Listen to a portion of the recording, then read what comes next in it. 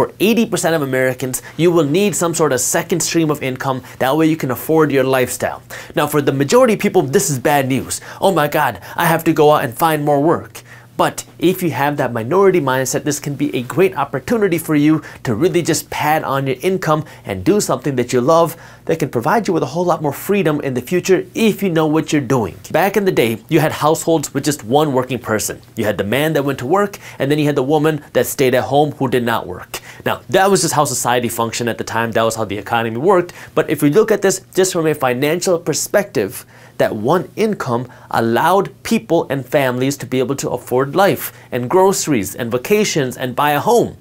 Nowadays, it's two income households. You have the man, the woman, or whatever the partnership is, however the household dynamics are. You have two people that are working to support their household.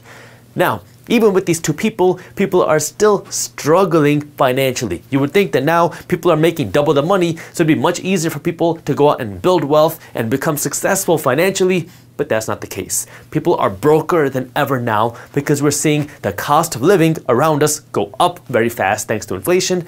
And we're also seeing our standard of living grow very quickly because a couple of decades ago, there was no such thing as an iPhone or a smartwatch or Lululemon leggings. And so we've seen the growth of technology. So we want more things, we want nicer things, which also means that now we need more money in order to be able to survive. The next generation is going to be, not only are you going to have two incomes, but you're also going to have a side gig or a side hustle. This is where you want to get educated and get on top of this curve right now. That way you can start earning more money, that way you have more money to invest, that way you have more money to build wealth, and that way you have more money to have your financial freedom. And this is so important now because now we're also going through this great resignation. We're going through a major change in our work system and our environment. So you need to understand what's going on. That way you can capitalize on the system and what's going on around us. That's why today I want to talk about how and why the economy is shifting. Then I want to talk about some of the different ways that you can earn money, and then I want to talk about the things that you need to know about what's coming in the future. It's crazy that it took a pandemic, the 2020 pandemic, to change our economy,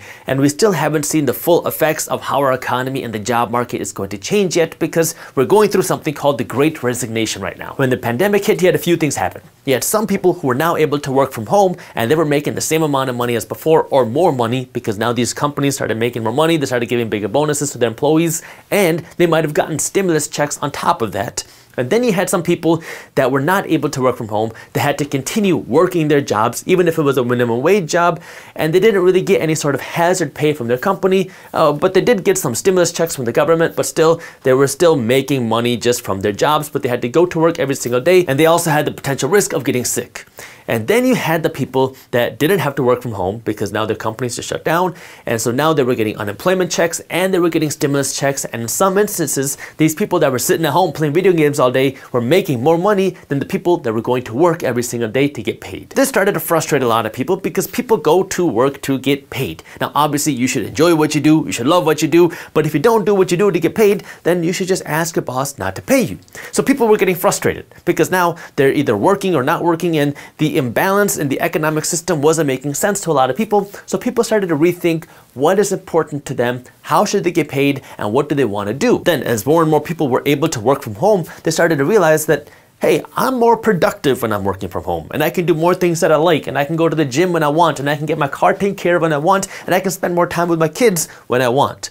So people were now starting to realize that I like this flexibility of being able to work from home because when I'm in the office, I'm just working on the computer anyways. So why do I need to be sitting at a designated desk for 8 hours a day when I can just work from home and kind of work throughout the day? People who are working from home are working longer hours because now they're working from morning to night, but they're working on their own schedule. And that's when some companies started to say, all right, now you need to come back into the office again like normal.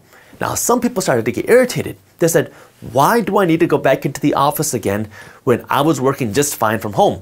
In fact, I was being more productive from home. I was doing more work from home, and I was able to do a whole lot more things on my day because now I don't got to sit in traffic and I don't got to commute. So why do you need me to come into the office?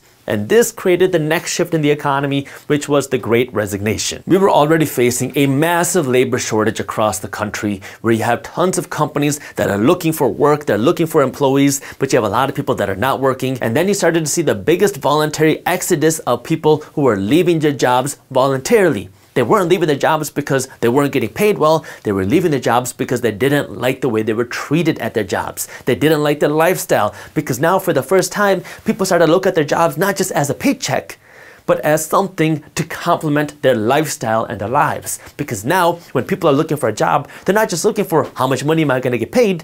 They're looking for how much value am I going to get out of this job? Am I going to be happy here? Does the job align with my lifestyle? Meaning, can I work from home, or do I have to work from the office? Does it align with my morals and regarding masks and vaccines? And is this job something that I want to do? And then they look at your pay.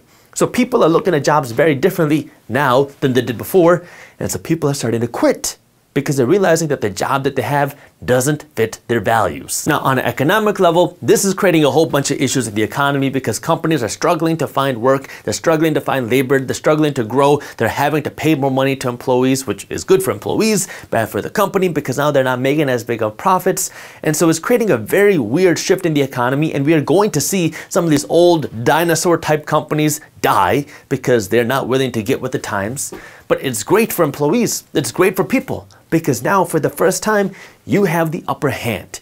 You can now go look for jobs and you can find something that better fits your lifestyle, and companies are fighting for employees. They're fighting for people. They're fighting with better pay. They're fighting with a better lifestyle. They're fighting with better benefits. So this is good news for employees. And that's exactly what we did here at the Minority Mindset. As soon as this pandemic hit, we started to follow the Dropbox model.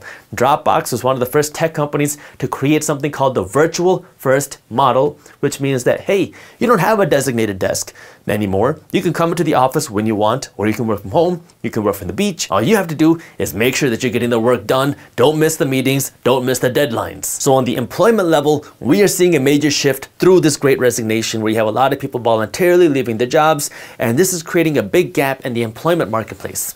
Then on the inflationary side, you have the cost of living going up very fast. You have the Federal Reserve Bank and the government still printing money. They're still trying to create more inflation, because that's the only way that the United States government is going to be able to afford their $29 trillion worth of national debt. Because when you see more inflation, that means that the value of the dollar goes down, so the United States government can then pay back the $29 trillion of national debt with cheaper dollars. So the government and the Fed want to create more inflation, which is hurting the average person, because now the price of things keep going up. So you have this higher cost of living, and now if you go to work a job, one job isn't enough.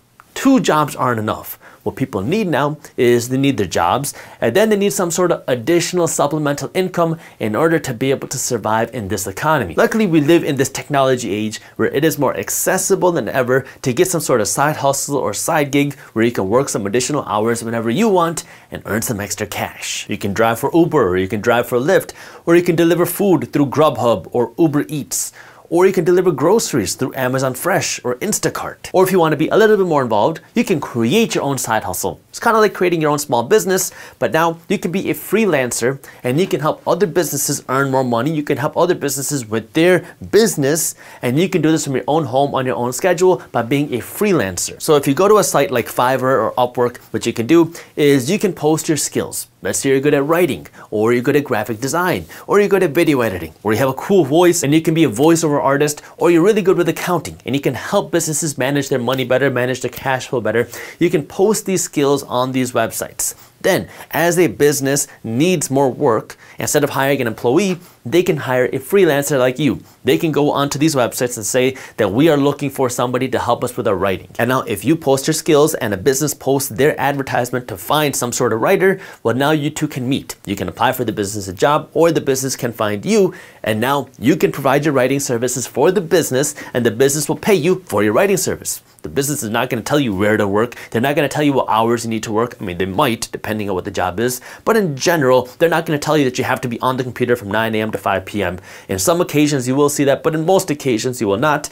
What the business will do is they're going to tell you what they want, how long of an article they want, and what they want the article to be about, and they'll tell you what they're willing to pay you. And if this is acceptable to you, you can accept it, and now you just have a new side gig that you can work on weekends or in evenings or whenever you want, and now you can do this work and earn some extra cash because of it. And depending on how entrepreneurial minded you are, this can lead to a whole lot more opportunities, because now not only can you start doing this writing work for other businesses, but you could potentially create your own agency where now you have other writers that work under you, and so when people come to you for writing work, you can designate this not just to yourself but to other writers, and so now you start to build your own business. But again, this takes a lot more work, and now you need to really have the entrepreneurial mind to build this sort of agency. Or if you are even more entrepreneurial minded, then you can look at starting your own business, or you can look at creating content in today's economy. If you enjoyed this short clip from my longer videos, here's another clip that I think you'll love. And while you're at it, if you're interested in learning more about how to start generating passive income, our team put together an amazing guide that goes over what passive income is, how to start generating passive income, and different passive income strategies. All you gotta do is click that button right over there. Thank you for watching, and as always, keep